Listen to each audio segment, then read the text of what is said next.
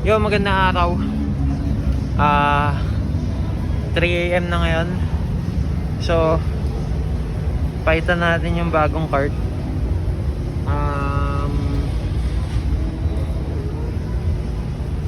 So, na-sold out namin yung chicken, ano tawag dun? Stati? Wala. Steak. Chicken na grilled.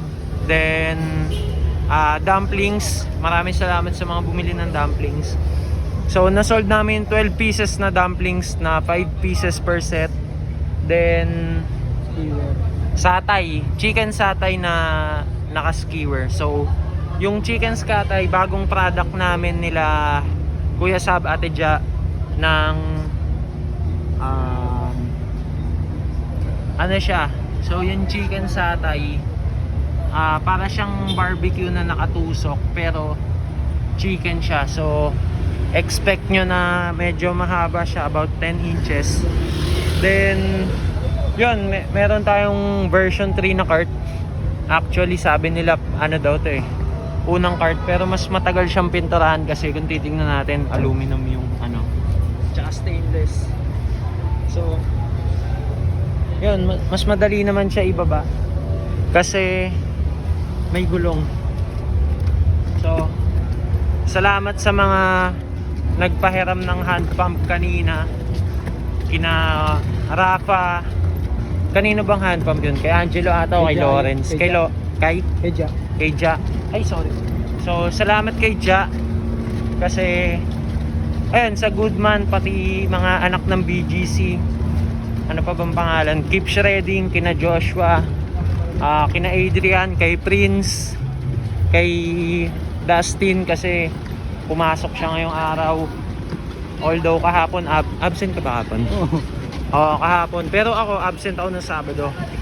So, yung cart na pangatlo, mukha lang siyang malaki pero kung titignan natin, mas madali siyang buhatin. Bale, parang equal lang kami ng puwersa ni Dustin.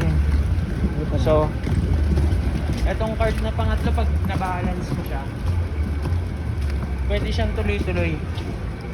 Pag ginanahan ako, lalagyan ko ng gulong yung ilalim para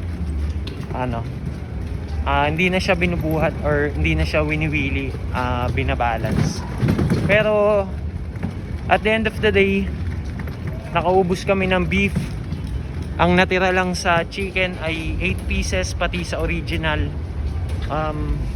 Buti pa ako sold out. Sa'yo, kay Dustin sa pwesto ng Don Pedro Street sa Carapao, sold out siya. Pakita mo yung cart mo. Yan. So yun, meron tayong bagong product na chicken satay na nakatusok. So sa mga naghahanap ng panundot, huwag nyong hingin yung stick kasi kailangan namin yun. At yun, meron kaming dumplings na masarap. Gagi yung dumplings namin kaninang unang luto kami kumain.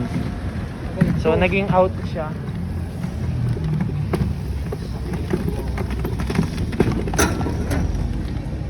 Kita-kits tayo dito bukas, Sabado, last day namin. Most likely dumplings na lang meron kasi naubos yung chicken satay.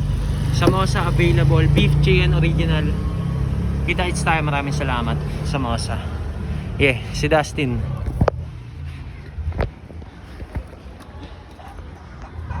Magpa-park na kami. And eto na yung ending.